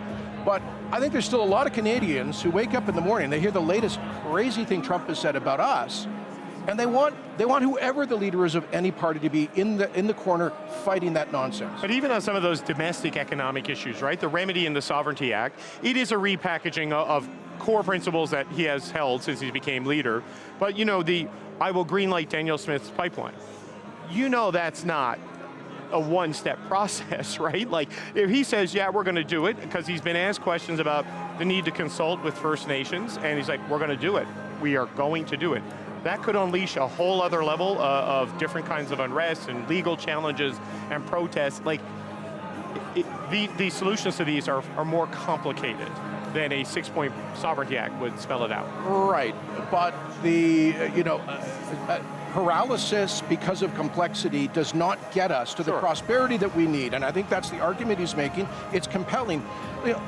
Mark Carney was speaking in almost wartime language in February, March of this year, and it just seemed that there was a moment when Canadians were willing to just do extraordinary things, break down the oligopolies in our economy, deregulate quickly and radically. We even had, the Prime Minister adopted Stephen Harper's language about energy superpower, and I think that he's fallen short on that, and it is Mr. Poilievre's job to hold them to account. It's not just the West Coast pipeline, it's a whole range of those issues. So anyway, I think tonight, one other point is, of course, his core policy commitments are not going to change, but a lot of the language here was new. It's important for a leader to refresh that post-election, and the focus on hope, positivity. If the main criticism, I think, of Pierre has been that he's been too much the opposition leader and not enough the Prime Minister in waiting. I think we saw more of the latter tonight, to his credit. He needs to sustain it, though. We've seen a few of these in the past, stories written about pivots and change, and it lasts for like a news cycle, and then he kind of reverts back to type. Can I offer a counterpoint, which is his, I think, very thoughtful and on-point response to the Carney Davos speech. This was not the this is sort of angry oppositional caricature that is sometimes painted of Mr. Poilievre. I think he's adopting a new, more constructive tone, which is what I think those older voters that Conservatives have lost. By the way, he talked about all the youth here. It is for real. I think this is the youngest Conservative convention I've ever seen. He really does have a connection with younger people. And I think a lot of the commentariat kind of may sometimes underweight that or dismiss that, but he will not be Prime Minister unless he can be at least competitive with 60-plus men in particular, I mean women as well. But if we're running ads about old white guys playing golf at the end of the next campaign, we are losing. So the Prime Minister in waiting, who's right on the economy, right on the reform agenda, but right on Trump, but also presenting himself as a future Prime Minister. I think that is the key to unlock the lost boomer vote that Conservatives need to recover. Okay, you're going to come back tomorrow. We're doing a special tomorrow after the results of the voter out. So before I let you go, what do you think? What do you think he's going to get?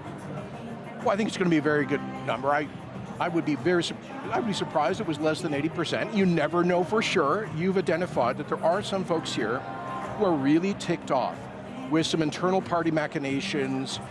There were probably a couple of 150 plus nomination candidates who got nuked towards the end of the process after having put their lives into it. And some of those people are maybe wearing these buttons but might not vote that way. Yep. And so there is an internal party grumbling about that, but that seems to be the only significant point of opposition. He's still got the party in a competitive position, high 30s, low 40s in some polls. So I don't think there is any movement or organized opposition here. There will be some grievance letting, some doubting, but I think fundamentally it's going to be a very strong number. Okay, thank you for being here. We'll see you tomorrow, if that's okay, if you're willing to come back and talk after we know the result. That's Jason Kenney, former Alberta Premier, former federal cabinet minister of many, many things.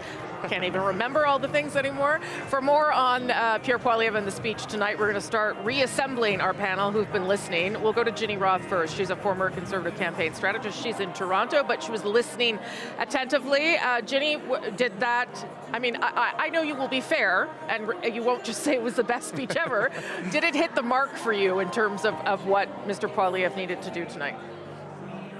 I agree with Jason that it started a bit slow, but yeah. I think the key thing was that it ended super strong. Like my takeaway, and I think probably the takeaway for the delegates who are now literally filing out to cast their ballots, was the hope message.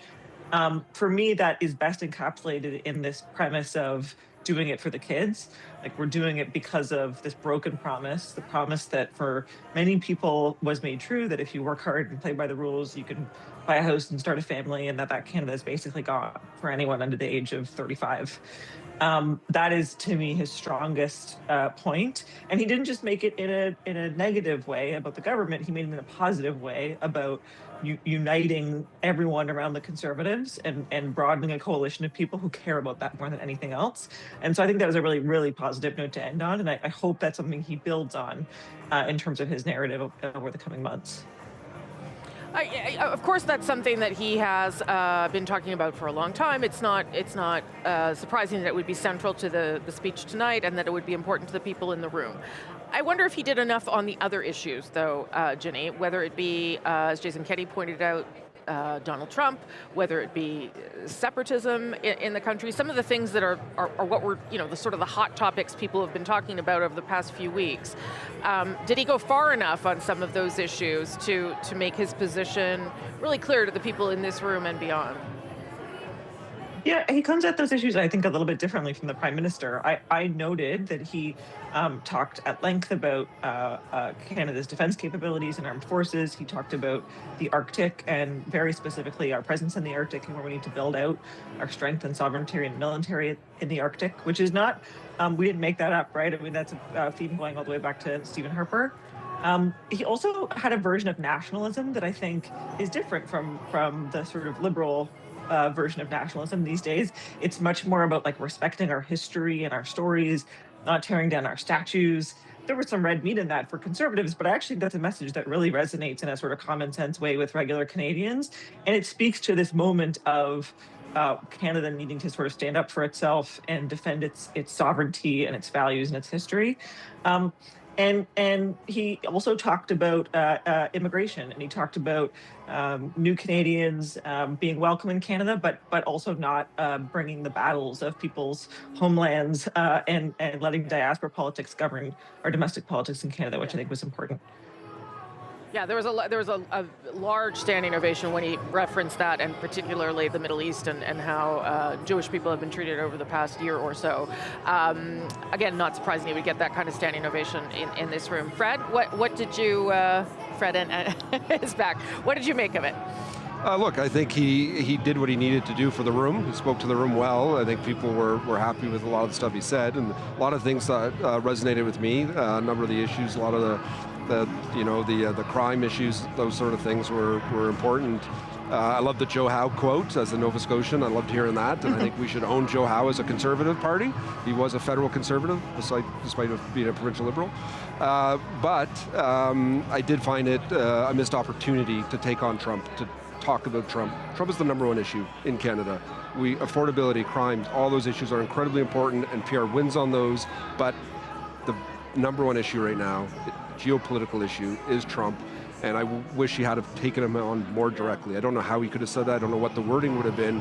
And I know he talked about sovereignty, and he talked about like moving trade and doing, like, he has the solution to the problems, but talk about the problem too. I felt that could have been if you can, maybe it's not fair to compare it with what the Prime Minister did in Davos, but, in that speech, what the Prime Minister did, I think effectively, is never name Trump or point to him or the United States, but make it clear sort of where the limits of what Canada would stand for were.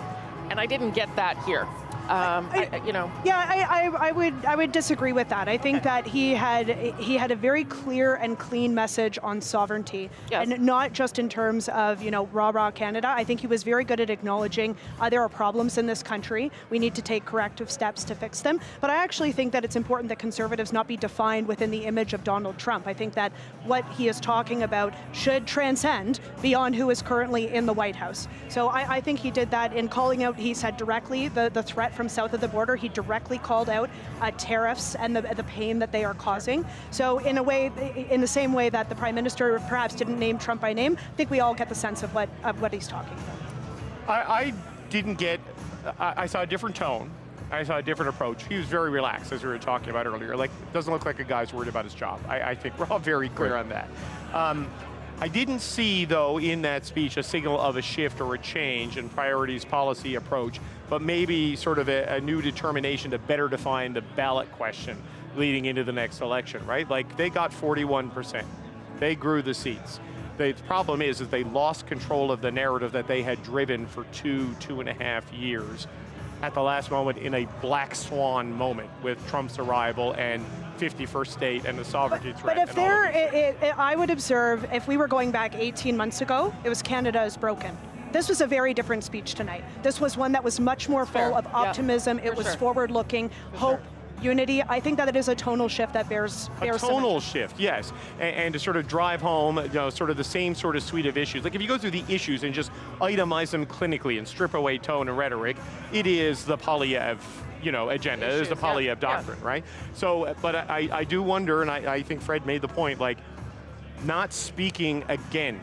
It's been like, Mark Carney became Prime Minister in March. Donald Trump became President in January of last year. He has 1,085 days left in office, and it's still unable to speak to it, or unwilling to speak to it. Maybe that's what it is, and I think that becomes a challenge. I spoke to a number of caucus members today saying they want to go out at some point and start taking on Trump directly themselves. They want to use the T word. They want to say his name. They want to go after him to show Canadians that they will take him on, that they will be able to do so. And this is from legit, like, members of caucus telling me this. So this is something in the party and the movement. I think people are wondering, are we going to do this? Jenny, you want in there?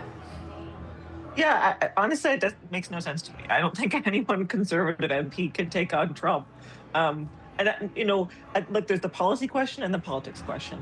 On the policy front, as Kate pointed out, he mentioned tariffs. He talked at length about sovereignty, about tariffs and the negative impact they're having, and needing to get back to a positive free trade dynamic. That's the policy take that was in his response to the Davos speech. He talks about it a lot. He's been talking about it since last January when everyone was talking about it. He doesn't, though, obsess over Trump in the way that I think some people crave. And frankly, I think most of the people that crave that are voting for the Liberals. And I also think that the government, for all their talk about Trump and obsessing about Trump, has made no progress with Trump. We're in a horrible trade situation. We're avoiding talking about Kuzma. As Kate pointed out, we're losing jobs in Oshawa and Windsor. And so on the policy side, I don't see the benefit. And on the political side, I don't see the benefit either, because voters in Poilievre's coalition, while they might be concerned with job losses from trade and value the Canada-US relationship and preserving that trading relationship, I don't think they are as obsessed with Trump as a lot of the sort of senior Liberal voters who spend a lot of time watching CNN and for whom it's just this all-consuming personal issue. So I just don't, there may be individuals who want to hear that. I don't think people in the room tonight wanted to hear it. And I don't even think the accessible voter pool for the Conservatives is really all that fixated on it. Yes, they want to hear him sound like a statesman. They want to hear about foreign policy, but I don't think they want to hear about Trump all day, every day. Okay, well, I love that you all have different takes on this, because that shows that who knows. Can I just raise one issue that I actually thought was really important, because we don't see very much of it from Mr. Poilievre, and that was emotion. Yeah. When he talked about, I think, revealed to the first time publicly, I think, that his autistic daughter, who had been nonverbal, has spoken for the first time. You can see his wife quite emotional, and Mr. Poilievre too had to sort of get it together in order to give the speech. And I guess I wonder, why not a little bit more of that? You know, they've shown parts of their family. I know that's a very private issue. It's probably somewhat challenging and painful, but that's a real moment where you can connect with people, and you can really feel him as a human being, I think. I think that did resonate. It's a balance, and it's different for everybody, sure, right? Different comfort levels. How comfortable somebody for is sure. or not with sharing that is very subjective. For sure. But you see the real Pierre when he starts talking about his kids and talking about his family. He also, called upon a young woman in the audience whose aunt had been the victim of a horrific murder. To me, a theme here is human stories over headlines. And I think that what he does well, and when he is at his best, he is talking about connecting with real people, and those were two examples for me that stood out. Right, and that also differentiates, I think, a little bit against the Prime Minister, who talks a little bit more in grand sort of macro issues. Sort of, yes, philosophical, professorial which can be good, right? But not always the same. Look, a lot of politicians tell stories about, I was in some part of the country and I talked to someone. The fact that all of these stories today, they were here. They came here. They told these very tragic stories that people live through and the challenges they've had. They're here to support him. That really, I thought, impacted a lot of people, myself included, when I see that. Yeah, Ginny, what did you make of that? Just the really personal story and choosing to be vulnerable, I would say, in front of people at that moment. Yeah. I mean, Kate's right. I got to know Mr. Poilievre about the leadership campaign, and that is him. He has that reaction rather easily, actually. That people might remember there was a moment in the English language debate in the last general election campaign where they were all asked about their greatest regret or something like that, and he said it was just not being able to meet more people. And he choked up a bit at those words, and I think that's because for him, connecting with those people and hearing their stories about, in some cases, a broken Canada, and in other cases, just really personal stories about the difference that can be made by public policy in people's lives. That is what motivates him every day. I think you also saw in his cracking up a little bit on stage, I mean, and voters don't care about this, but the guy's been through a lot. Like, he's been going nonstop since he started running in the leadership campaign. He had to run at this by-election. He's now had to work towards this leadership review. And so I wonder if there's a bit of relief just on his part that he can get back to Parliament and have a lot of this behind him and really focus on trying to turn the page case for sure. against the government. That's certainly how I'd be feeling if I were him. Okay, listen, thank you all for spending part of your Friday night with us. Ginny, you're up a little bit later than us, but I'm going to stay up till the vote comes out. So there you go. Ginny Roth in Toronto, Kate Harrison, Fred Delory. Thank you. Good to see both of you. Need to see all of you. Thanks, guys. I'll go back to you for the last couple of minutes here in terms of where that speech leaves things with the next step, which is how the vote's going to shake down. Well, look, I'm actually going to be more bullish than all of the conservatives we talked to. I think Pierre Poilievre is going to get a big number, like over 90. I just don't see a low 80 number being possible. The way this convention is structured, the reception to that speech, the acknowledgement to the simmering grievance of the nominations and democratizing thing. You know, he's like, I heard you, we're going to fix it, let's get together. The question is, can he sustain that sort of positive framing that Kate and everyone were talking about from this point on? Yeah. He does this in these scripted moments where he wants to set the stage and sort of shake up the Etch-a-Sketch for a new narrative, but then back in Parliament and then back in the first testy press conference, you know, that's televised, kind of you revert to form a little bit. So does this become a feature, or is this just a one-off right now with him? So and then how does we'll he, about 30 seconds, how does he contend with the external factors that we all agree we can't control? Yeah, I mean, look, it is, the next election is going to happen with Donald Trump in the White House. You need an answer for it. Everybody needs an answer for it because he will make it about him, Donald Trump I'm talking about, because he will just keep escalating and turning up the dial. Now, it's a one-trick pony. It's a tariff this, tariff that, governor this, governor that.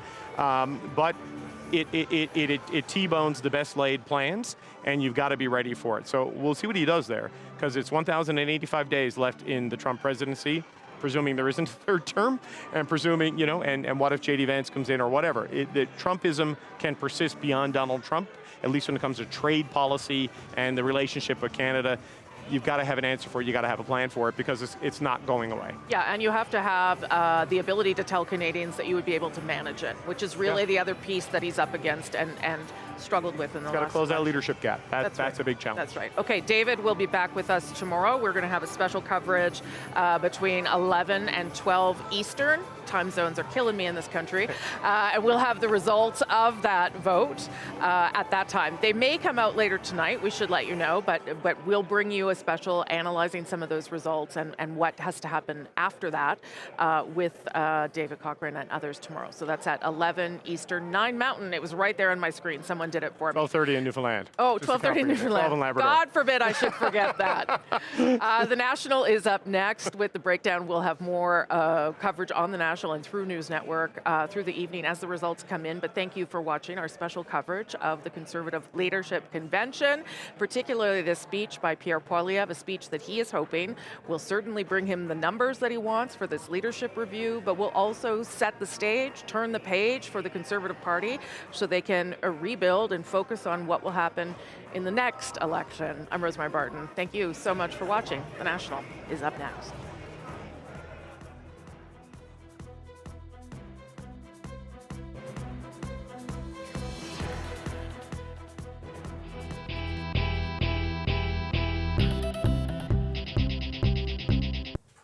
The Grammy Awards are this Sunday, and fans of the K-pop genre's record 9 nominations are hoping for a breakthrough. As Griffin Yeager explains, while the music is a global